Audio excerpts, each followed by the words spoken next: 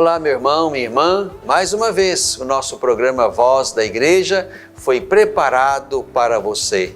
Obrigado por estar conosco, obrigado por nos ouvir, por nos assistir. Você faz parte da nossa grande e bela família da Igreja Católica aqui na nossa diocese e onde quer que você nos assista. Bebendo da fonte, vamos visitar um texto de São João que nos faz penetrar o mistério da Santíssima Trindade. No coração deste tempo, ainda um olhar sobre as diretrizes gerais que nos fazem pensar o nosso trabalho pastoral a partir de uma categoria bonita, que é a categoria casa. Vamos conhecer um pouco mais disto. E uma igreja em caminho.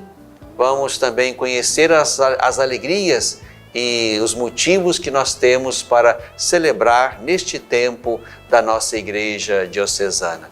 Fique conosco, o programa está começando mais uma vez para você.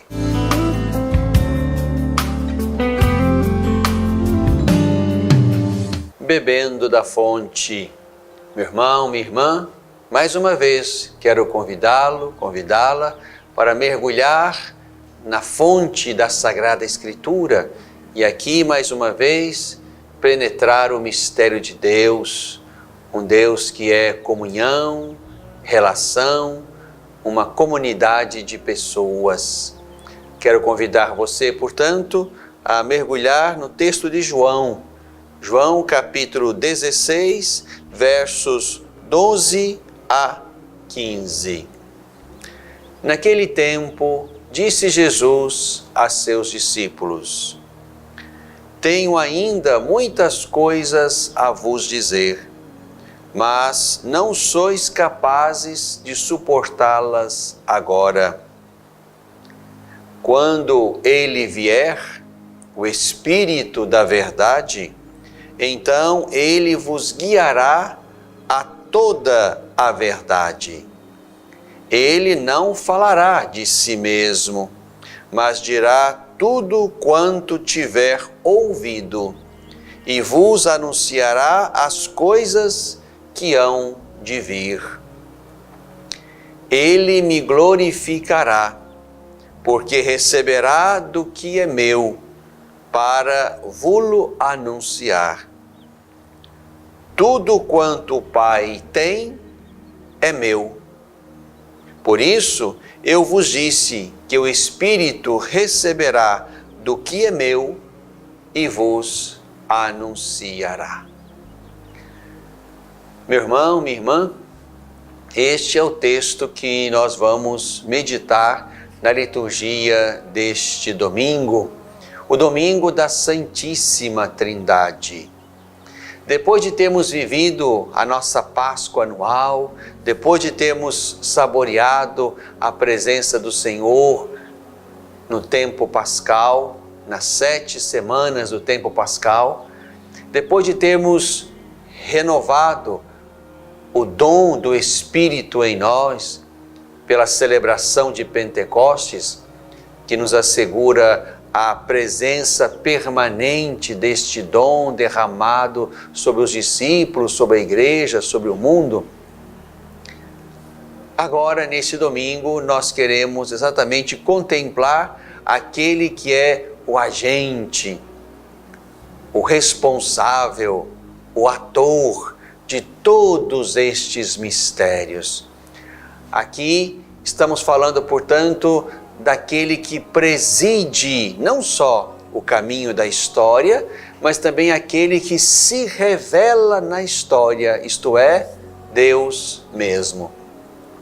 Quando nós celebramos o domingo da Santíssima Trindade e nos colocamos de modo reverente e de modo fecundo diante do mistério da Santíssima Trindade, nós de fato nos colocamos diante de um mistério sem medidas.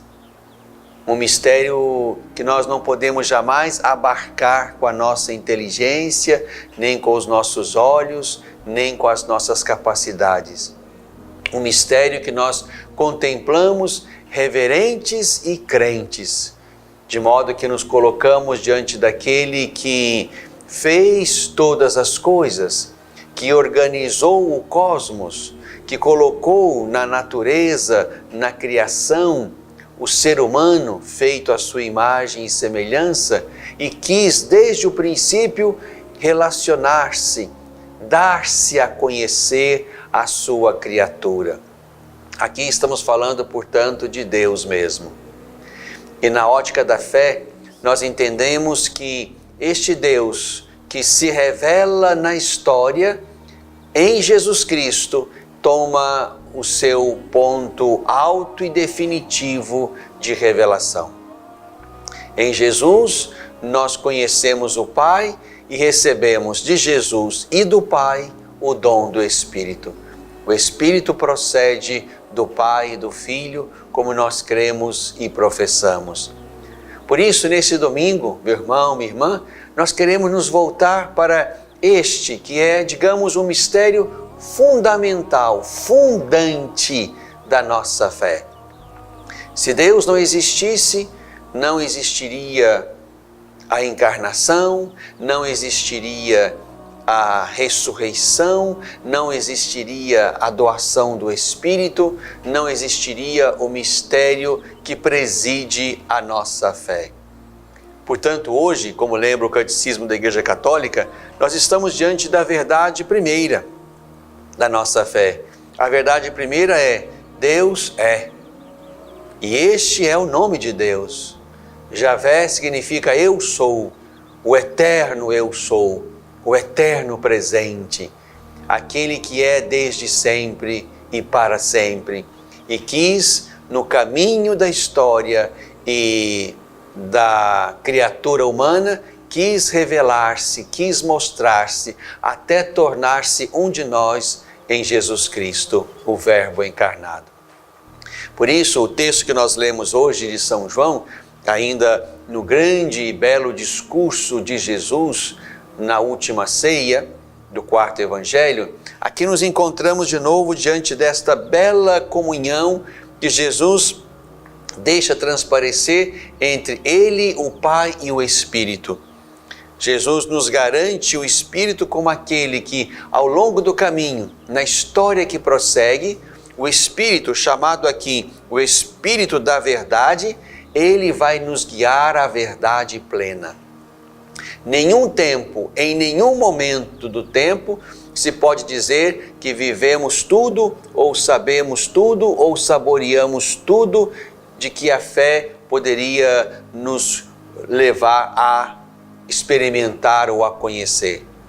Estamos na história e, portanto, estamos no movimento do tempo, da criatura, da razão.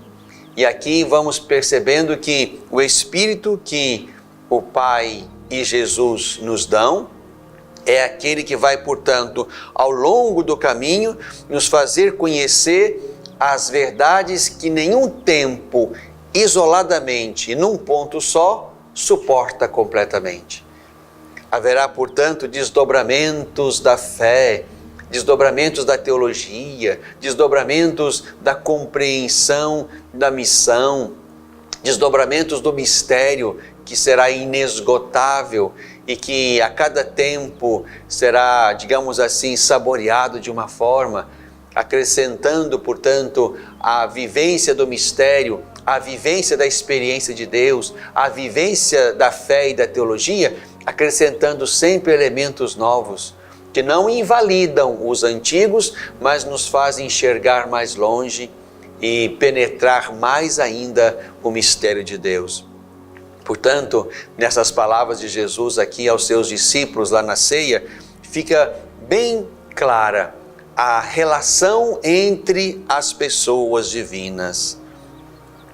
Tudo quanto o Pai tem é meu. Por isso eu vos disse que o Espírito receberá do que é meu, e portanto do meu Pai, diria Jesus, e vos anunciará. Então aqui estamos diante de uma comunidade de pessoas, como nós cremos e ensinamos. 3 pessoas divinas, mas um único e mesmo Deus, diante do qual nos curvamos em reverência, em respeito, em adoração.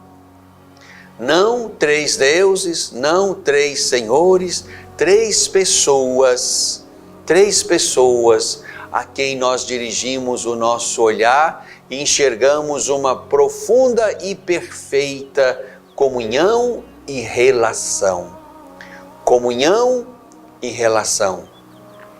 Comunhão porque são três pessoas, mas três pessoas num mistério incompreensível e crível de relação. De modo que o Pai, o Filho e o Espírito estão no mistério tal em que tudo que é do Pai é do Filho e o Espírito conhece este tudo e revela isto aos discípulos do Senhor. Importante, meu irmão, minha irmã, que nos lembremos disto, até porque é exatamente aí, nesse mistério de comunhão e de relação, que se funda também a natureza humana.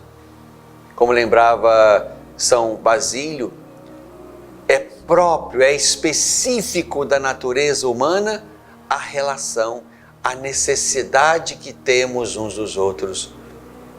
O Papa Francisco insistiu nisso, naquela mensagem por ocasião do Dia Mundial das Comunicações Sociais. Nós, criaturas humanas, somos também comunhão e relação, seres de comunhão e relação. E somos isto porque Deus, de quem nascemos, é isto. Portanto, a convivência humana, a sadia relação humana, a recíproca afetação positiva que nós causamos entre nós, uns aos outros, isso brota da própria comunhão, da própria relação que existe em Deus. Por isso, na Eucaristia deste final de semana, quero convidar você, meu irmão, minha irmã, a colocar-se também diante deste mistério na Eucaristia, sem a pretensão de querer saber tudo. Ninguém saberá tudo de Deus, mas tudo aquilo que conhecemos de Deus a partir de Jesus Cristo nos coloca diante de um Deus crível, um Deus amável, um Deus em quem nós podemos de fato confiar e dar a nossa vida, o nosso coração, um Deus que pode ser a origem, o meio e o fim da nossa existência. É diante desse Deus que nós queremos celebrar a Eucaristia e depois dela, no caminho da vida, sempre nos esforçar para conhecê-lo mais e terminar o nosso esforço com um silêncio reverente que nos ponha diante daquele que nunca poderemos conhecer completamente. Glória ao Pai, ao Filho e ao Espírito Santo, como era no princípio, agora e sempre. Amém. Bebemos da fonte.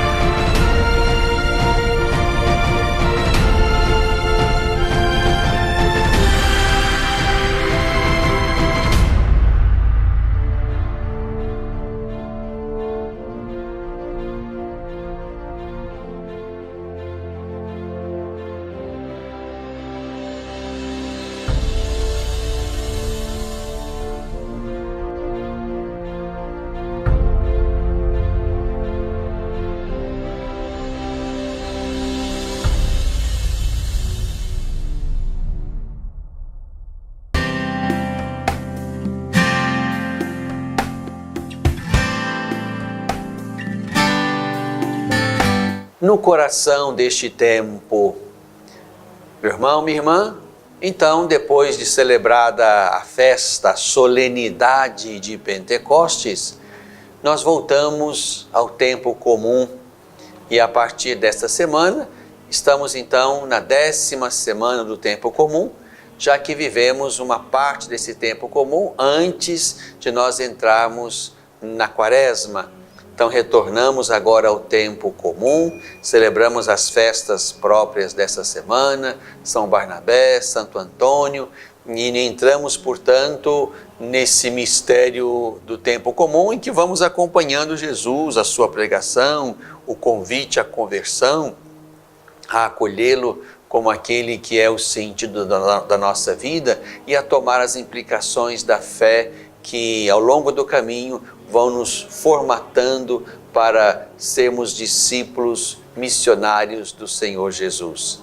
E celebramos, portanto, nesse final de semana, a festa de Deus, não é? Aquele que preside todas as coisas, aquele que se revela ao longo do caminho e é a partir desta revelação que construímos com Ele a nossa história de fé e nos miramos nele para com Ele vivermos também o nosso mistério humano de comunhão e relação, tendo sempre a comunidade trinitária como um belo exemplo, um belo referencial, um ícone máximo e perfeito daquela relação e daquela comunhão que devem circular entre nós, criaturas humanas. Mas também quero, neste programa, nesta parte do programa, mais uma vez visitar com você alguns elementos das diretrizes gerais da ação evangelizadora na Igreja no Brasil. Este documento nós aprovamos na última Assembleia Geral dos Bispos brasileiros, em maio deste ano de 2019. Então, aqui nós queremos também aos pouquinhos ir visitando elementos que nos ajudam a compreender essas diretrizes gerais, isto é, são indicações gerais que poderão, portanto, orientar toda a igreja no Brasil, de modo que possamos caminhar com, digamos, algumas direções comuns, algumas ideias pastorais, orientadoras, que nos ajudarão a dar um perfil à igreja no Brasil. E este documento das diretrizes gerais 2019-2023, esse documento quer exatamente a partir de uma bonita ideia, que é aquela da casa, a ideia da casa, a imagem da casa, a metáfora da casa. O documento quer trabalhar exatamente elementos que tocam também a evangelização. Então, nós lemos pequenos trechinhos desse documento e teremos muitas ocasiões para falar dele, porque ele tem uma certa amplitude. Então, vamos ao longo do tempo, em alguns dos nossos programas, também visitando números destas diretrizes gerais. Aqui nós lemos: estamos diante da cultura urbana, cada vez mais abrangente. As diretrizes estão estruturadas a partir da comunidade eclesial missionária, apresentada com a imagem da casa, construção de Deus, como fala Paulo na primeira carta aos Coríntios. Casa entendida como lar para os seus habitantes. Acentua as perspectivas pessoal, comunitária e social da evangelização, inserindo no espírito da Laudato Si, o escrito bonito do Papa Francisco sobre a ecologia, a perspectiva ambiental. Então percebam que aqui já temos elementos bonitos que nos ajudam a entender que queremos construir o nosso trabalho pastoral, evangelizador, a partir desta imagem da casa. É verdade que a cultura urbana é uma cultura do movimento, é uma cultura, digamos assim, do caminho, estamos daqui para ali, numa vida sempre muito ativa e rápida e diversificada.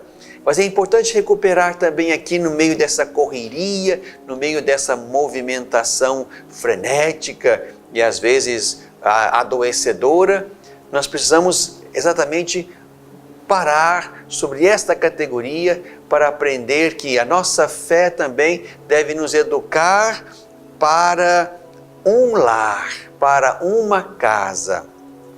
Isto é, nós precisamos aprender, na ótica da fé, que nós somos uma família, que nós somos uma casa de irmãos, que precisamos criar um mundo e uma igreja onde de fato possamos habitar.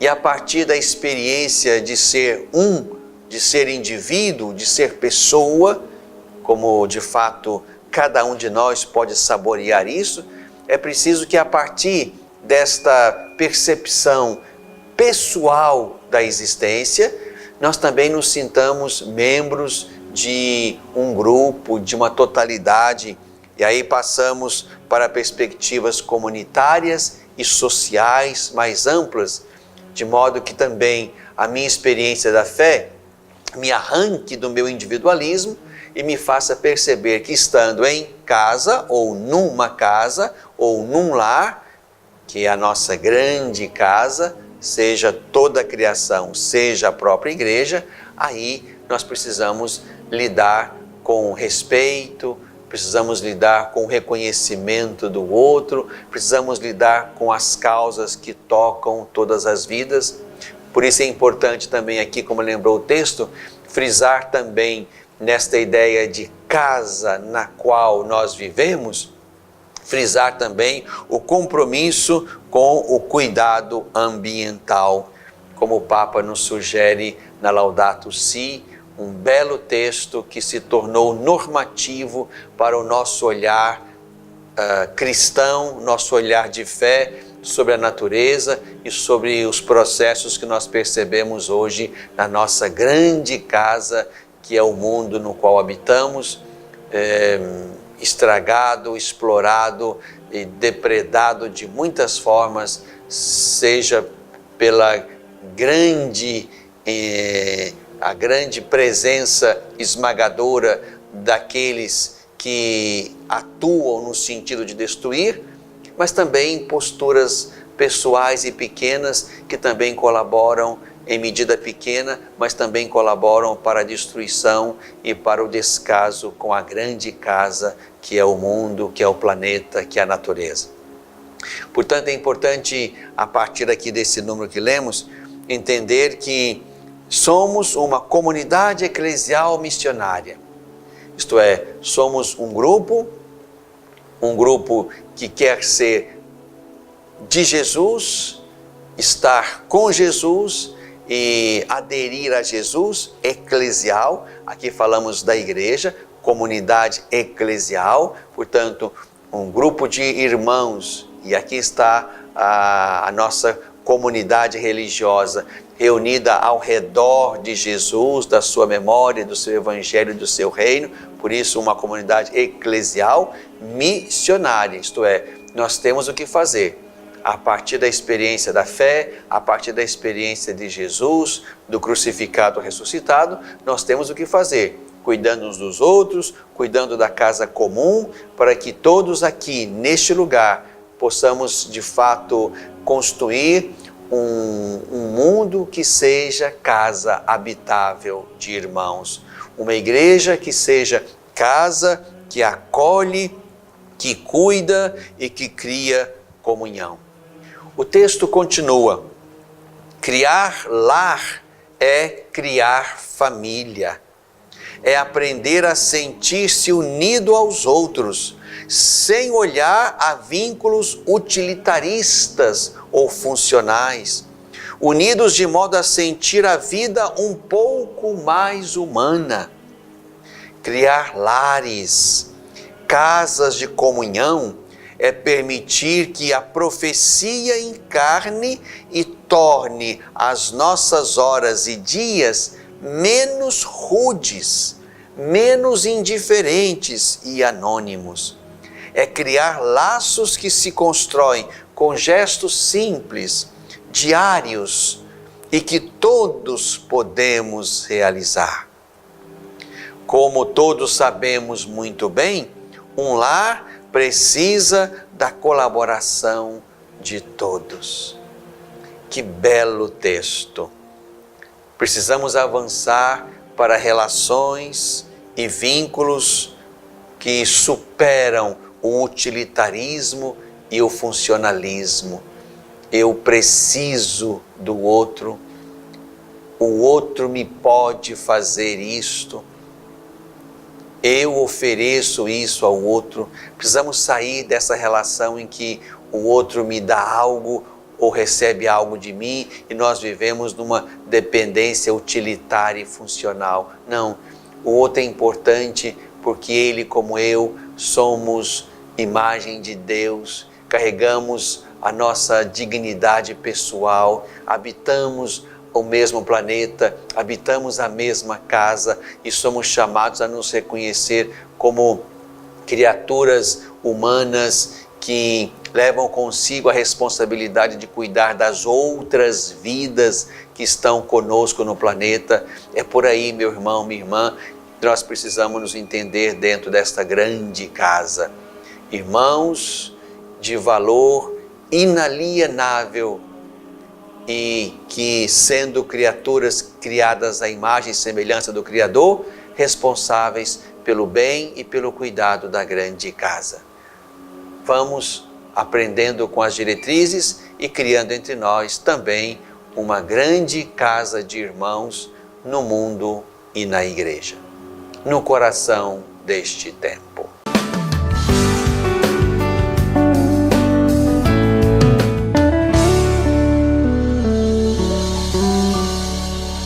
Às vezes, tudo que uma criança precisa para superar uma tempestade em sua vida familiar é encontrar um lar provisório.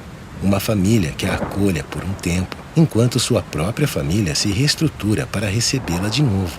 Essa é a proposta do Serviço Família Acolhedora. Transformar as dificuldades de hoje em possibilidades de futuro. Serviço Família Acolhedora. A tempestade passa, a vida continua. Participe e faça a diferença.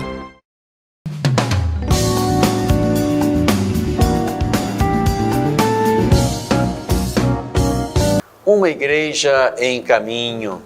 Vamos avançando, o Senhor da história vai conosco, Ele é o princípio e o fim da nossa vida, da nossa história. O mistério da Trindade preside a nossa travessia neste mundo, sabemos de onde viemos e para onde vamos. E nesse caminho da missão, nesse caminho da igreja, vamos vivendo, vamos celebrando, vamos construindo a nossa casa, como nos ensinam as diretrizes gerais, vamos construindo relações fraternas, relações de comunhão e de relação, miradas sempre no mistério da Trindade. Neste tempo da nossa igreja diocesana de Divinópolis, nós temos também motivos para nos alegrar e para celebrar a nossa fé. Quero convidar a todos e me alegrar com a comunidade franciscana aqui de Divinópolis, com a ordenação diaconal de Frei Robério. Neste dia 15 de junho, sábado, aqui no Santuário Santo Antônio, em Divinópolis, será ordenado diácono Frei Robério.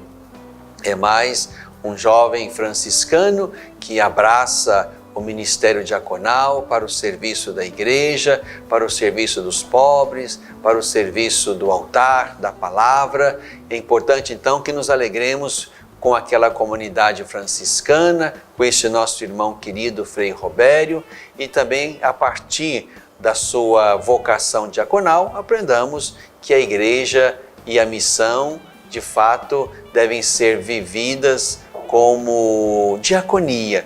A igreja é diaconia do amor. A missão de cada um é diaconia do amor, e uma diaconia mirada sempre na diaconia de Jesus, no serviço de Jesus, não é? Na fadiga de amor que Jesus de fato realiza, suporta pelo nosso bem, pela nossa salvação, para se fazer nosso mestre.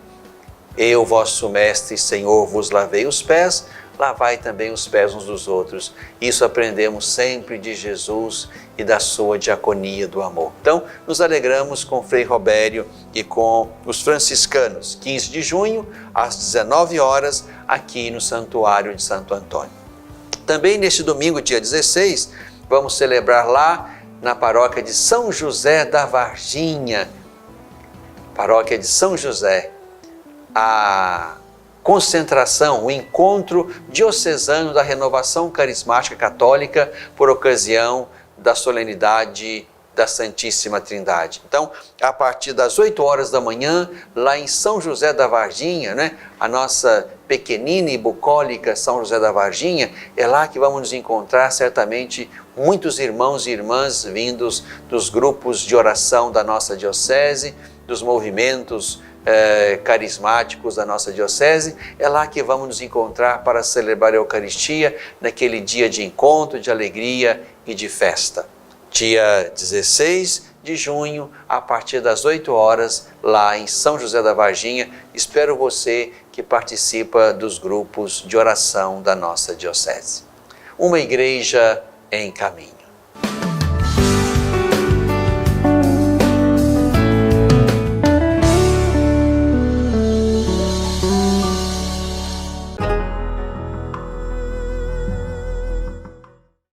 Pornografia infanto-juvenil é crime. Todo aquele que produz, vende, publica, divulga de qualquer forma ou até mesmo armazena vídeos ou fotos pornográficas de crianças e adolescentes pratica crime grave e está sujeito a uma pena de até 8 anos. Se você teve contato com esse tipo de material pelas redes sociais, jamais passe adiante. Não divulgue e nem guarde essas imagens criminosas. Denuncie quem publicou ao promotor de justiça ou à polícia. Defender a criança é responsabilidade de todos nós, todos contra a pedofilia.